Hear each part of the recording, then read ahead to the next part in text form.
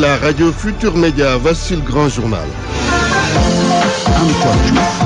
Un nouveau gouvernement ce jeudi, il sera connu dans les prochaines heures. Manifestation très matinale des femmes proches de Khalifa Ababakar Sall. Aux premières heures de la journée, elles étaient devant la maison d'arrêt de correction de Rebeuss pour exiger la libération du maire de Dakar qui a fait 6 mois de prison. Thiat Simon et Guy-Marius Sagna libres. Ils avaient été interpellés hier puis gardés à vue à l'aéroport Léopold Sédar Senghor où ils s'étaient rendus pour soutenir l'activiste Kémi Séba. Mame Mbaye Niang lui met en garde les souteneurs de Kémi Séba. L'ex-ministre de la Jeunesse ne voit aucun inconvénient dans l'expulsion de l'activiste franco-béninois. Un mois de galère à Cité-Lamy. Il n'y a pas d'eau dans ce quartier de la commune de Thiès. Et c'est la grande débrouille au quotidien pour les populations qui sont très peu approvisionnées. L'actualité internationale dans ce midi, ce sera avec Barthélemy Gomme. Bonjour Barthélemy. Bonjour Antoine, bonjour à tous. Les titres avant tout. En Guinée, 132 migrants ont été rapatriés de Libye par l'Organisation internationale des migrations. C'est le 7e vol depuis le début de l'année. Et puis climat politique tendu au Gabon, des militants pro-jumping arrêtés pour avoir distribué des tracts annonçant une réunion publique. Bonjour Malal Junior Diagne. Bonjour Antoine. Les titres sport. Afro Basket 2017 à 24 heures du démarrage de la compétition. Techniciens et journalistes à l'école des nouvelles règles de jeu de la FIBA Afrique au moment où les équipes commencent à s'entraîner sur le nouveau parquet du stadium Marius Ndiaye. Football, préparation de la finale de la Coupe du Sénégal. Le stade de Mbour sonne la grande mobilisation en vue de la rencontre de samedi devant l'opposé à l'équipe de Mbour Petite Côte. Les dirigeants du stade de Mbour rêvent de retourner en Afrique à l'issue de cette compétition. Reprogrammation de la rencontre Afrique du Sud du Sénégal. Le vice-président de la Fédération sénégalaise de football chargé des questions juridiques, Abdoulaye Sow, apporte des précisions dans ce 12 heures. Abdoulaye Ndiaye signe la chronique du jour comme tous les jeudis. Presse du jour aujourd'hui, Ousmane Gueye. Et puis point de vue sur la reconduction de Mohamed Boun Abdallah Dionne, le Premier ministre donc reconduit par le président de la République. Le débat du jour, c'est aux alentours de 12h30. Bienvenue à toutes et à tous.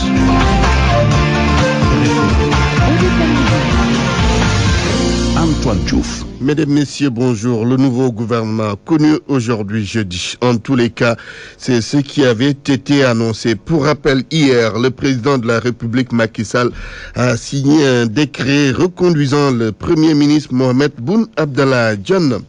Manifestation inopinée des femmes proches de Khalifa Ababakar Sall. Ce matin, elles étaient devant la maison d'arrêt de correction de Rebeuss pour exiger la libération de leur mentor qu'elles considèrent comme étant un détenu politique.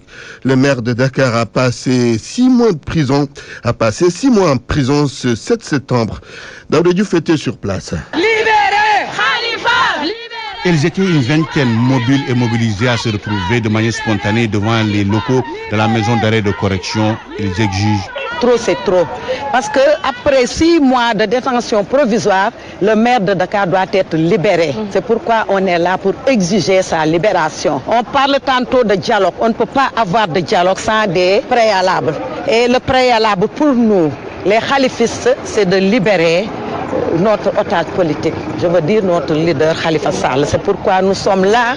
Pour le chef de cabinet du maire de Dakar, il faut aujourd'hui... Nous sommes dans nos droits parce que nous pensons que c'est la meilleure idée pour nous de réclamer sa libération. Ça fait 6 mois. Donc 6 mois, j'interpelle directement le président de la République qu'il croit au dialogue, qu'il libère Khalifa Sall et que tous les Sénégalais dialoguent, que tous les Sénégalais se retrouvent sur la table. Et je crois que c'est mieux pour le Sénégal. La manifestation qui a duré une dizaine de minutes a été dispersée d'abord par les gens de l'administration pénitentiaire qui ont été relevés par la police de Rebeuss. À propos de la libération automatique de détenus après 6 mois sans jugement, comme l'indique l'article 127.10, un des avocats de Khalifa Ababakar Sall précise que cet article ne s'applique pas à leurs clients, d'après Maître Khourechiba, repris par la presse, le témoin particulièrement. Le mandat de dépôt du maire de Dakar n'est pas non renouvelable. 12h05, vous suivez le grand journal. RFM, l'info, c'est ici. L'info, c'est ici. Et Mame Mbaye Niang monte au créneau, c'est pour mettre en garde ceux qui soutiennent Kémi Séba. Et pour l'ex-ministre de la Jeunesse, le Sénégal doit assurer la sécurité de ses ressortissants qui vivent à l'étranger. C'est pour cette raison que Mame Mbaye Niang trouve normal l'expulsion de l'activiste franco-béninois. Ces propos sont recueillis par El Hadj Daouda Diouf. Il y a des gens qui s'évertuent à créer la confusion par rapport à l'expulsion d'un citoyen français du territoire national en voulant dénigrer nos institutions, entacher notre réputation de teranga. Ce qu'il faut comprendre, c'est qu'il y a de ces mesures, c'est des mesures de souveraineté. Aujourd'hui, des gens s'activent de façon illégale, des gens s'activent de façon arbitraire pour semer le chaos ou semer de soi-disant confusion. Il faut comprendre qu'il y a des Sénégalais qui vivent en Afrique, dans des pays comme en Côte d'Ivoire, au Bénin. Nous avons des milliers et des milliers de compatriotes. Le monsieur qui a été expulsé menace l'intérêt de ces Sénégalais-là. Nous tous, c'est dans vos antennes que le monsieur a insulté l'ensemble des chefs d'État des autres pays. Pourquoi il ne le fait pas chez lui? Il dénigre la France, il a un passeport français. Maintenant, vous voulez qu'on ne tienne pas compte de l'intérêt de ces millions et des millions de Sénégalais qui vivent dans la sous-région pour les activités d'une seule personne qui est étrangère à ce pays-là et qui veut mettre en péril les intérêts de nos milliers de compatriotes. Il faut arrêter ce genre d'activités qui ne sont animées ou alimentées que par des gens qui ont envie de déstabiliser les gens. C'est le moment de travail. On doit concentrer, veiller sur les intérêts des Sénégalais. Non pas créer ces genres de confusion-là autour de groupes qui ne représentent absolument rien. Il faut qu'on arrête. Comment est-ce qu'on peut menacer l'existence ou le bien-être des milliers et des millions de Sénégalais qui vivent dans la sous-région? Nous attendons la nomination du nouveau gouvernement. Avez-vous été consulté? Je n'en sais pas. Je n'en sais pas. Je sais pas où est-ce qu'on en est. Il faut se fier au communiqué que la présidence ou le nouveau premier ministre va faire ou tiendra. Je ne saurais vous dire. L'ex-ministre de la Jeunesse Mame Mbaye Niang sur l'expulsion de l'activiste Kémi Séba est sur le remaniement ministériel. En tout cas, les 3 souteneurs de Kémi Séba ont été finalement libérés hier soir. Ils avaient été arrêtés suite à une manifestation à l'aéroport Léopold Sédar Senghor pour s'opposer à l'expulsion du franco-béninois vers la France. Toutefois, Thiat Kilifeu et Guy Marius Sagna entendent continuer le combat. Une pétition sera lancée dans les prochains jours.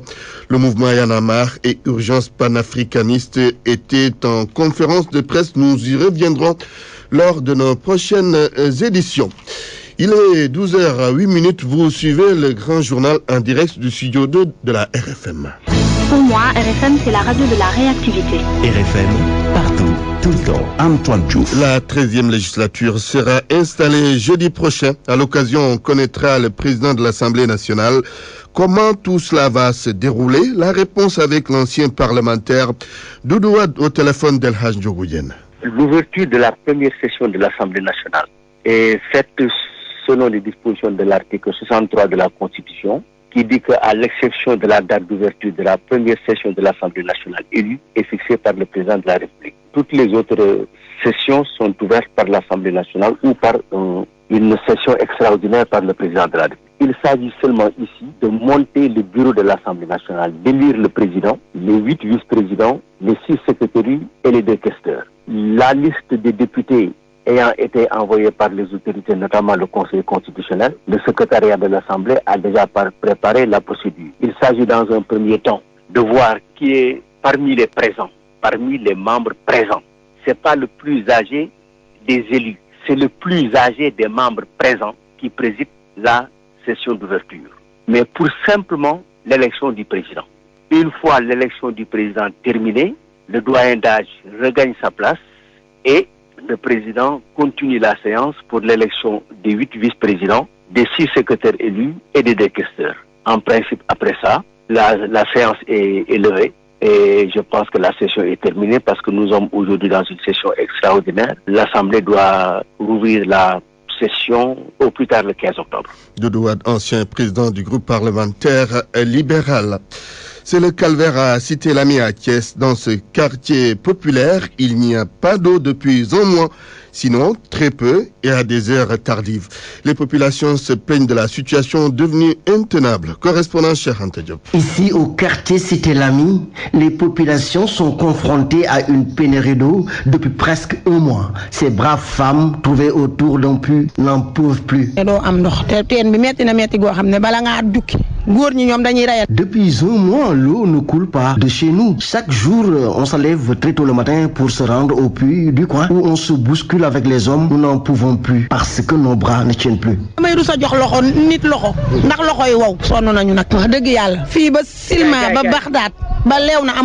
Le porte-parole des habitants de Cité-Lamy, Babacar Dia, s'en désole. Nous n'avons même plus d'eau. Même pour prendre un bain, il faut qu'on envoie les enfants vers les puits ou bien qu'on arrête les charrettes pour acheter de l'eau. Ça fait déjà des mois.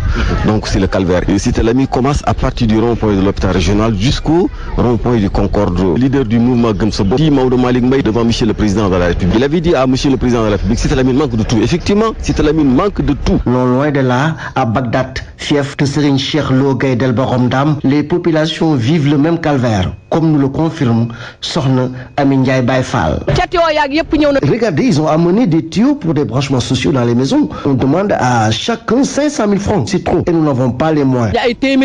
La même situation est presque vécue dans plusieurs quartiers de la commune de Thiès, où les populations restent secouées par l'enfer des services chargés de la distribution du liquide précieux. RFM Thiès, Cheikh Anta Diop. Insécurité alimentaire à Matam, le président de l'Union pour la solidarité et l'entraide est contre la façon dont le problème est en train d'être réglé. Il pense que ce n'est pas par la distribution de vivres que l'on va s'en sortir. Les détails dans cette correspondance d'Ali Banelian. La situation alimentaire préoccupante dans la région de Matam mérite une plus grande attention. Depuis mai dernier, la couverture céréalière et le pouvoir d'achat des familles est considérablement baissé. Deux phénomènes qui ont fini par favoriser une insécurité alimentaire. Tcherno Aliouba est le président de l'Union pour la solidarité et l'entraide. Pour voir ce qui a été fait depuis les indépendances jusqu'ici, pourquoi ça n'a pas marché, et surtout qu'il y a un paradoxe entre les investissements et les résultats. La malnutrition, l'insécurité alimentaire, on peut combattre ces choses, mais dans une dynamique, d'abord, elle est sociale, elle est culturelle, avant d'être technique. C'est ça qui fait, jusqu'à présent, on n'a pas pu régler le vrai problème. Le président de cette organisation, qui a plus de 25 ans d'expérience dans cette zone, estime que l'envoi de vivres ou tout autre soutien financier est loin d'être la solution. C'est pas ça qui va faire le développement. Je crois que les solutions possibles, plutôt de transplanter en disant qu'on va amener des variétés locales ou de déraciner en disant le local n'est pas bon, je crois qu'il est préférable que chaque organisation décide en connaissance de cause le mode de développement de sa zone. Au lieu de faire du saupoudrage, je crois que c'est un problème de fond. Au moment où les populations souffrent de cette insécurité alimentaire, la répartition des pluies dans le temps et dans l'espace laisse demeurer une incertitude chez les agriculteurs du Djeri, de plus en plus désemparés. Matam, Ali Bandelnia, RFM. L'actualité internationale. 12h14. Rebonjour Barthélémy Ngom. Rebonjour Antoine Diouf. 132 migrants guinéens ont été rapatriés de la Libye par l'Organisation internationale pour les migrations. Ce vol est le 7e organisé par l'OIM depuis le début de l'année pour ramener des migrants guinéens en provenance de la Libye. Les 6 premiers vols avaient rapatrié 727 personnes. Il s'y ajoute d'autres retours de Guinéens en provenance du Bénin, du Cameroun, d'Égypte, du Maroc ou encore du Niger ayant également échoué dans leur parcours migratoire. Parmi les 132 passagers arrivés à Conakry pour le 7e vol, il y avait 10 femmes, un bébé, 3 enfants dont un mineur non accompagné et 2 personnes malades, a indiqué l'Organisation internationale pour les migrations dans un communiqué. Climat politique tendu au Gabon, 3 militants de l'opposition arrêtés, d'autres entendus par la police. Tous sont des pro-Jamping, ils sont tous poursuivis pour atteinte à l'ordre et à la tranquillité publique, a indiqué le procureur de la République Steve Ndong et Sam Dong. Le procès des 3 militants écroués est prévu le 18 septembre prochain. Ces militants proches du rival Ali Bongo Ondimba ont été donc arrêtés au moment où ils distribuaient des tracts annonçant une réunion publique dans un collège privé. La réunion, qui devait se tenir lundi dernier, n'a pas eu lieu. Elle a été interdite par la police qui, à coups de grenades lacrymogènes, a dispersé la foule. Les 15 autres personnes entendues par la police pourraient être déférées ce jeudi. Depuis la réélection de Ali Bongo comme président Antoine, c'était le 27 août 2016, le Gabon vit une crise politique. Et puis on repart de cette journée de mobilisation. C'était hier au Togo. C'est à l'appel de l'opposition, une foule qui a déferlé dans les rues de Lomé, tous scandé des slogans hostiles au pouvoir. C'était le premier jour de manifestation car un autre rassemblement est prévu ce jeudi. L'opposition togolaise dénonce le projet de modification constitutionnelle du pouvoir et pourtant le gouvernement a annoncé une prise en compte des soucis de l'opposition, à savoir une limitation des mandats présidentiels et le mode de scrutin. Mais les opposants pensent que c'est du dilatoire. Barthélemy Gom, merci pour cette page internationale. Parole aux auditeurs. L'actualité, qu'en pensez-vous? Moi, je pense que vous devez. Réagissez dans nos éditions d'information sur l'actualité. Bonjour. Oui, bienvenue sur cette antenne de RFM. Du lundi au vendredi, vous avez la parole sur RFM.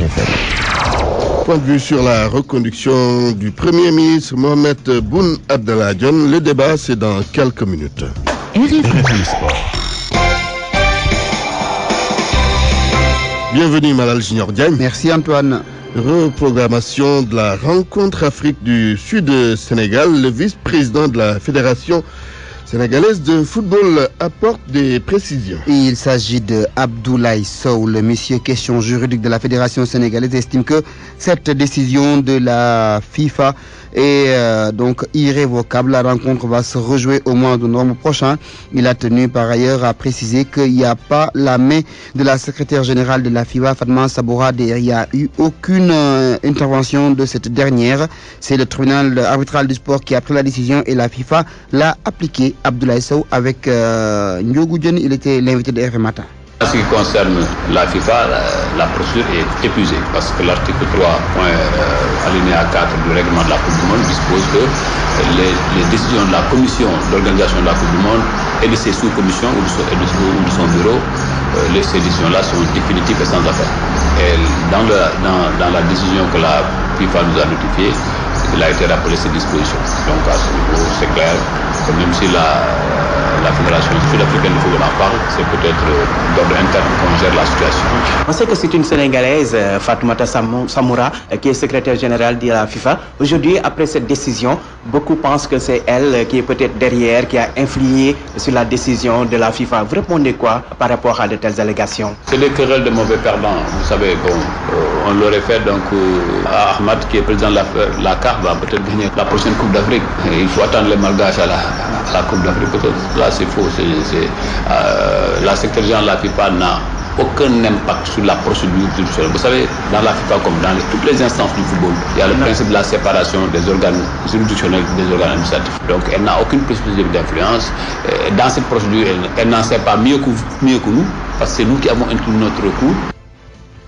On parle de la finale de la Coupe du Sénégal avec le Stade de Mbour qui affiche donc ses ambitions. Oui, le Stade de Mbour qui veut aller en Afrique l'année prochaine et cela passe par une victoire en finale de la Coupe du Sénégal. Ils sont déjà à pied d'œuvre pour la mobilisation. Les joueurs sont au vert, annonce le président du Stade de Mbour, qui estime que ce sera donc une fête du football en général et du football mbourois en particulier. Serigne Saliou Samb invite tous les acteurs et amoureux du football à venir massivement au stade pour vivre cette finale de la Coupe du Sénégal. Il appelle également les autorités à ne pas regarder les Mbourois seuls jouer cette finale. Serigne Saliou Samb que nous écoutons. Le Stade de Mbour vient de sortir quand même d'un événement très douloureux, ce qui fait que donc que nous ne pouvions pas aussi aborder la finale de la même manière que nous l'avions fait au moment de la Coupe de la Ligue. Mais quand même, nous sommes en train de la préparer sereinement. L'équipe depuis plus d'un mois est toujours en regroupement. Au niveau des supporters, ils sont en train de se mobiliser. Il y aura des moyens de transport qui seront mis à la disposition des supporters parce qu'ils l'ont demandé, ils ont demandé à rester debout. le stade de Mbour va rester debout, montrer à la face du monde que quand même c'est un grand club, c'est un grand peuple et que nous croyons en Dieu et que la vie continue et que le sport doit demeurer et que le stade de Mbour est éternel. Donc voilà, nous aussi nous nous réjouissons de rencontrer une équipe amie et une équipe famille. Maintenant, ce qu'il faut comprendre, c'est rester une compétition sur le terrain. Maintenant, au niveau des gradins, ce sera la fête, ce sera Mbour qui sera en fête. Nous voulons montrer une belle image du sport, ça veut dire un sport qui est au service de l'unité, qui doit nous unir mais pas nous séparer. Maintenant sur le terrain, ça reste une compétition, c'est deux équipes désireuses de remporter cette coupe et je pense que le Stade de Mbour fera tout son possible pour la remporter et puis être je veux dire africaine l'année prochaine. Donc ça, il n'y aura pas d'état de d'âme sur le terrain, quoi. Ça c'est sûr. Ce sera une compétition à la loyale et nous mettrons tous les moyens de notre côté pour remporter cette victoire. Voilà, le président du Stade de Mbour s'appelle Salou Sam. Moi je l'aimais toujours, Serigne Salou toujours. Merci. Le basket, la presse à l'école des nouvelles règles de jeu de la FIBA. Oui, la presse et les techniciens sénégalais donc en séminaire depuis ce matin. C'est donc en collaboration avec l'Association nationale de la presse sportive pour un séminaire de mise à niveau sur les nouvelles lois et règlements, les nouvelles lois donc de jeu et règlements de la FIBA Afrique. C'est donc au siège de la Ligue de Dakar qu'a lieu cette rencontre depuis ce matin. Le premier vice-président de la Fédération sénégalaise de basketball, Demba Seck, s'est confié à Soletam qui est également sur place. C'est un honneur et une fierté que nous avons en travaillant avec l'ANPS pour mieux outiller les journalistes que vous êtes, d'arriver à couvrir l'événement et à divulguer la bonne information, asseoir cette dynamique de collaboration existant entre la Fédération sénégalaise de basketball et l'Association nationale de la presse sportive. Alors, en tant que vice-président de la Fédération sénégalaise de basketball, est-ce qu'on peut dire que tout est fin prêt pour l'organisation? Il y a certains réglages à faire. Et nous y sommes déjà présents. Et vous avez vu qu'il y a beaucoup d'avancées concernant le parquet et les panneaux. En ce qui concerne le chronoscore, tout sera monté d'ici ce soir. De même que les tribunes, les aménagements qu'il faut concernant les officiels FIBA, la table de marque, tout sera fait aujourd'hui. Et ce matin même, vous avez vu que les équipes ont commencé à s'entraîner depuis 8 heures du matin. Pour le moment, nous pouvons dire que tout est OK. Sauf maintenant, il reste les accréditations. Nous y sommes. Nous avons demandé à la FIBA que tout puisse être fait aujourd'hui. Parce que demain, on devrait penser à autre chose, tout simplement à l'ouverture proprement dite de la manifestation. Et du côté de l'équipe nationale, est-ce qu'on peut dire que le moral est au beau fixe? Oui, vous avez vu que même ce sont les joueurs et le coach, l'encadrement technique qui avaient demandé hier à ce qu'on puisse organiser un entraînement populaire. Donc pour pouvoir un peu tâter le pouls. Et nous sommes tout à fait confiants. Nous sommes confiants et nous sommes rassurés par ce que nous avons vu, par cette ambiance qui règne au niveau de la tanière. Antoine, l'Afrobasket démarre demain. Ce sera donc le premier match pour le Sénégal. À 18h, les Lions jouent contre l'Afrique du Sud. Et vous allez commenter cette rencontre. Inch'Allah. Merci Malal Junior Diagne. RFM, la chronique du jour. La chronique du jour avec Abdoulaye Ndiaye. Un gouvernement qui démissionne à l'issue d'une élection majeure, c'est à la fois une tradition républicaine et la vérification d'une confiance renouvelée ou interrompue par le maître du temps et du jeu politique qu'est le président de la République. Cette charte tacite non écrite est pratiquée par des régimes présidentiels forts et elle prouve à souhait que le Premier ministre et son gouvernement n'existent que par la volonté du chef de l'exécutif. On a beau supputer, mais une reconduction immédiate ou une période de réflexion relève des seules prérogatives de ce dernier. Et qu'une élection législative remportée ne peut manquer d'être pour lui un indicateur, car en plus de lui fournir une majorité, elle pousse à de nouveaux réglages. Mais au bout du compte, ne devra prédominer que l'orientation des choix du président dans la formation du futur gouvernement.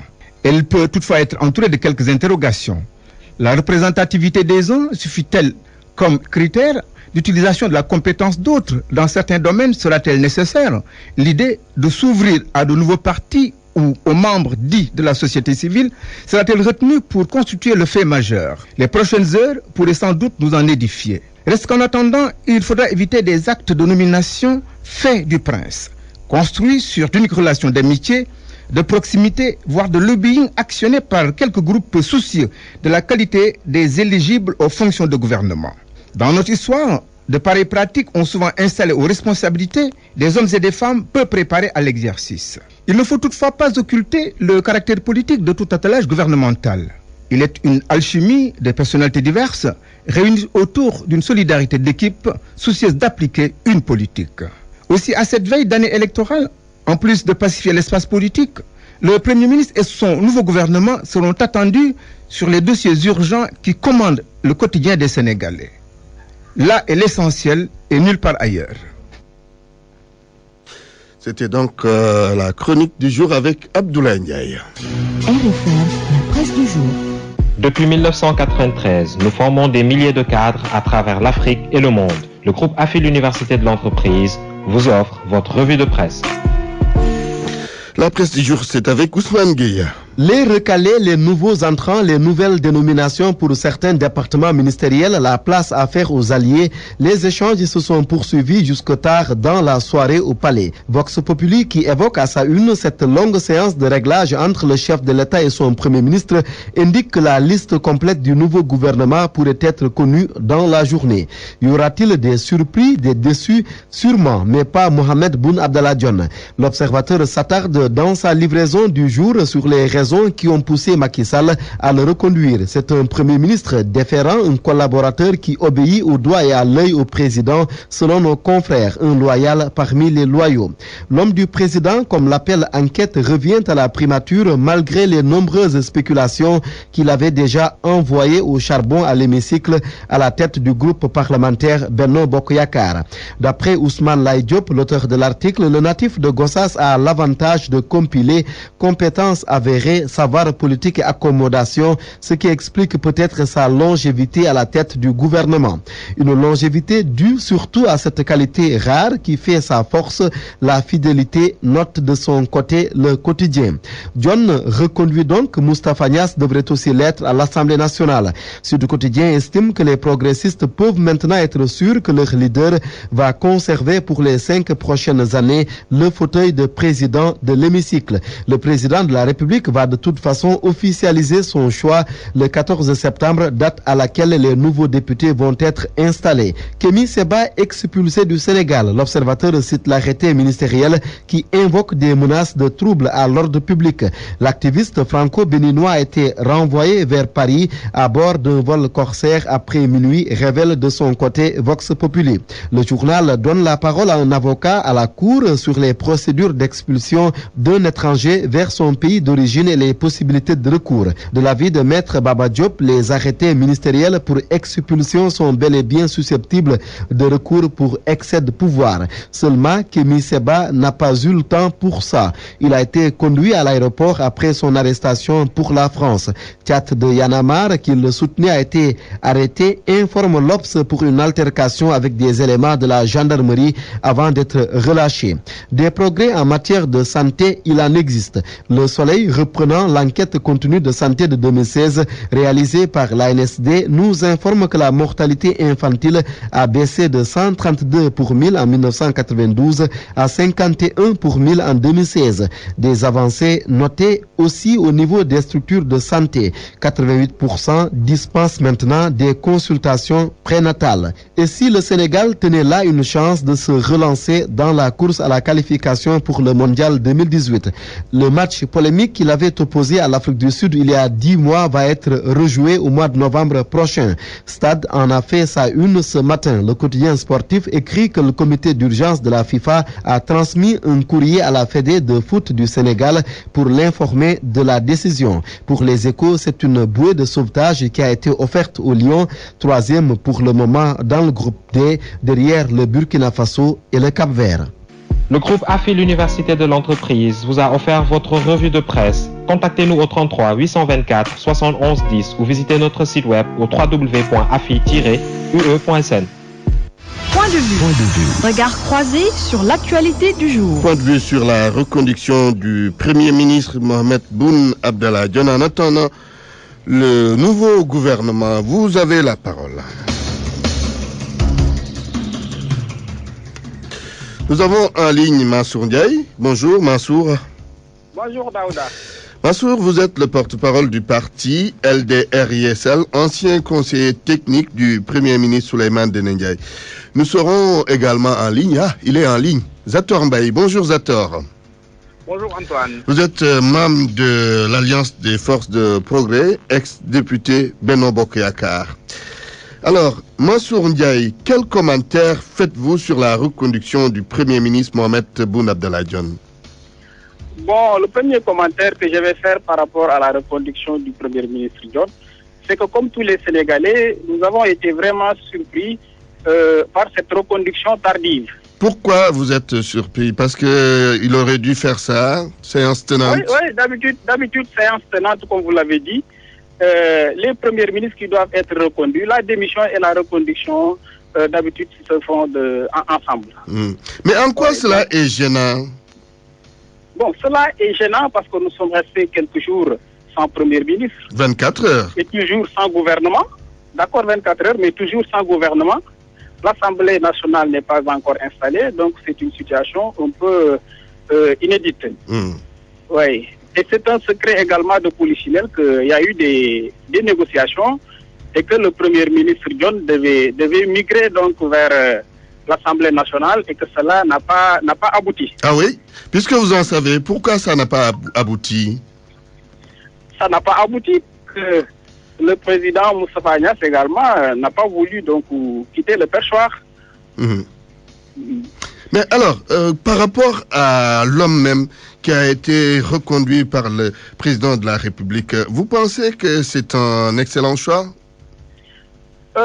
Bon, je ne dirais pas que c'est un excellent choix, mais je dirais tout simplement que sa reconduction est due, par exemple, parce qu'il a gagné les élections, mais également c'est un homme effacé qui, à mon avis, n'a pas d'ambition présidentielle, du moins donc affichée.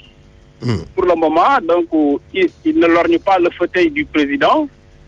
C'est un homme donc très loyal, connu avec le président Macky Sall, c'est son ami, donc sa reconduction donc est due peut-être à sa loyauté, au fait également qu'il n'a pas d'ambition présidentielle comme certains premiers ministres ont eu à avoir des ambitions donc présidentielles dans le passé.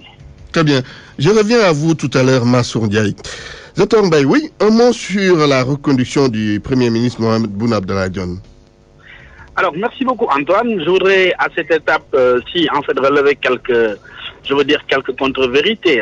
Quand M. Ndiaye a affirmé de manière péremptoire que des négociations avaient été entamées pour faire partir le président Moustapha Niasse de l'Assemblée nationale, je peux affirmer que c'est totalement faux et dénoué de tout fondement.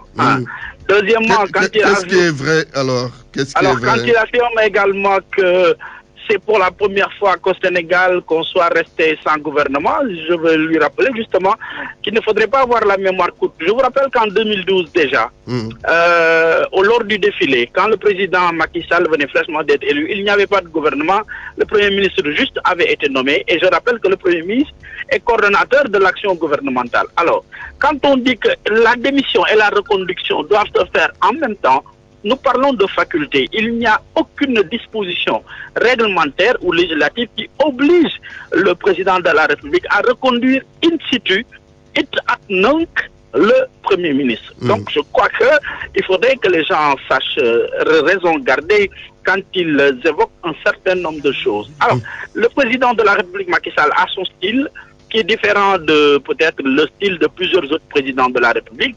Je rappelle que la démission du gouvernement ne veut pas dire, la latence ne veut pas dire une période de vacances totale parce que les ministres qui étaient en place restent en place pour évacuer les affaires courantes jusqu'à justement la nomination de leur remplaçant. Alors ça, je crois que c'est des règles élémentaires que les uns et les autres doivent savoir maîtriser. Maintenant, sur le choix du président de la République sur le Premier ministre, je pense que le président de la République est le seul qui soit à même de pouvoir nous dire, en tout cas, pourquoi est-ce qu'il a choisi Mohamed Boun Abdallah Dionne, qui est quand même un choix, à mon avis, rationnel. C'est quelqu'un, j'ai eu l'immense plaisir de travailler à ses côtés, en tout cas, lors de ses passages à l'Assemblée nationale, pour ce que j'en sais. C'est un homme de dossier qui maîtrise ses dossiers, qui est loyal, qui fait ce qu'il doit faire, parce que je rappelle que le Premier ministre idéal, quoi. Vous le définissez comme étant un Premier ministre idéal.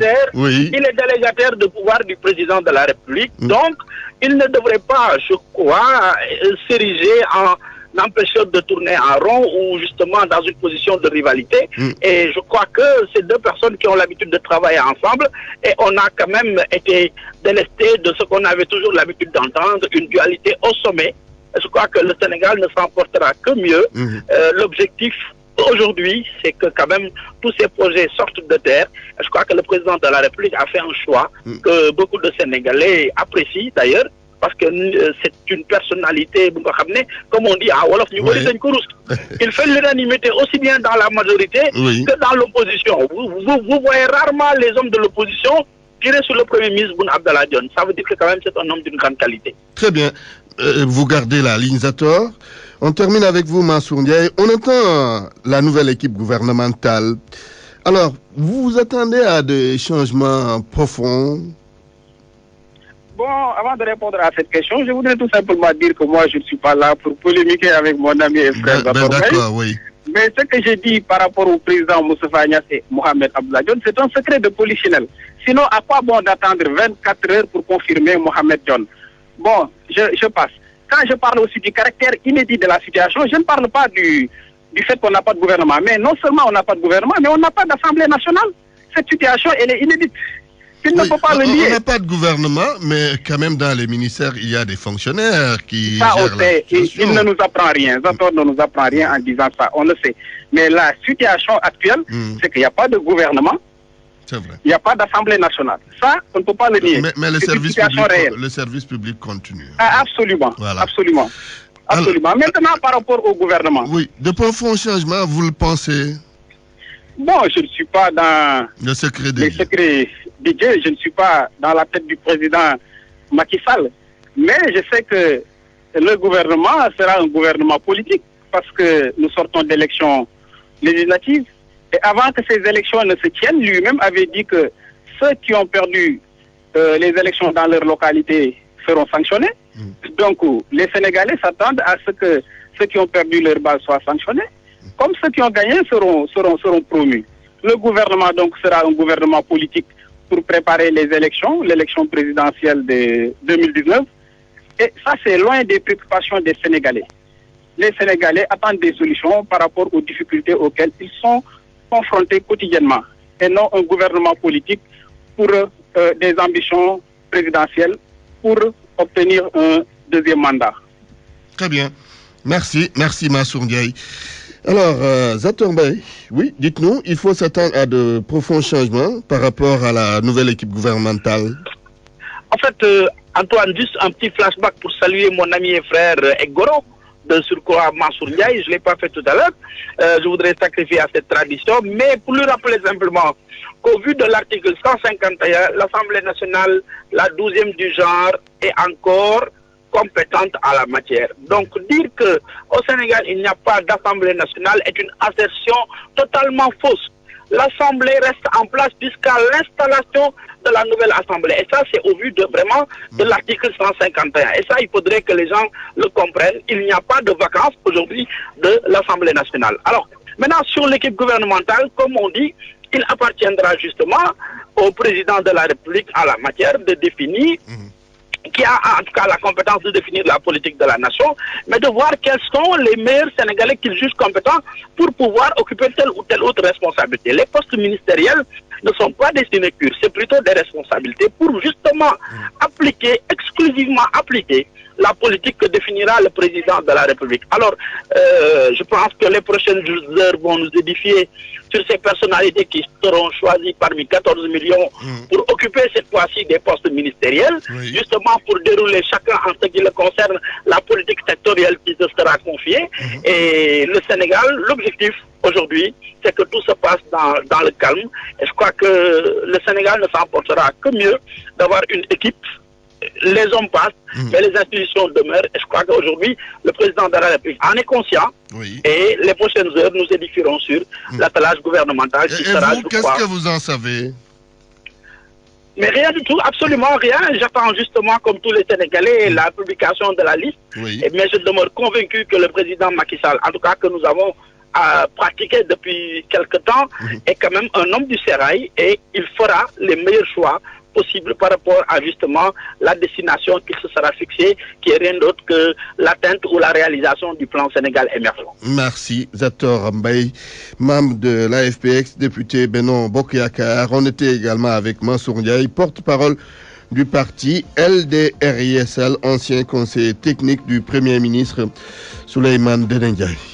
La météo, avant de vous quitter au cours des prochaines 24 heures, des orages et pluies d'intensité variable se manifesteront principalement sur les régions sud, ailleurs sur le pays. Le temps restera globalement stable. Un temps chaud sera sensiblement marqué sur la quasi-totalité du territoire avec des températures journalières qui vont osciller entre 31 degrés sur le littoral et 32 à 37 dans les localités de l'intérieur. C'est la fin de cette édition. Je vous rappelle les titres. Antoine Diouf. Un gouvernement attendu ce jeudi. Il sera connu dans les prochaines heures. Manifestation très matinale des femmes proches de Khalifa Babacar Sall aux premières heures de la journée. Elles étaient devant la maison d'arrêt de correction de Rebeuss pour exiger la libération du maire de Dakar qui a passé 6 mois en prison. Simon et Guy Marius Sagnan, libres, ils avaient été interpellés hier puis gardés à vue à l'aéroport Léopold Sédar Senghor où ils s'étaient rendus pour soutenir l'activiste Kémi Séba. Et puis Mambaïna met en garde les souteneurs de Kémi Séba.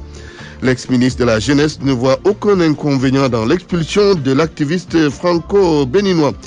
Un mois de galère à Cité Lamy, Il n'y a pas d'eau dans ce quartier de la commune de Thiès et c'est la grande débrouille au quotidien pour les populations qui sont très peu approvisionnées. Journal présenté par Antoine.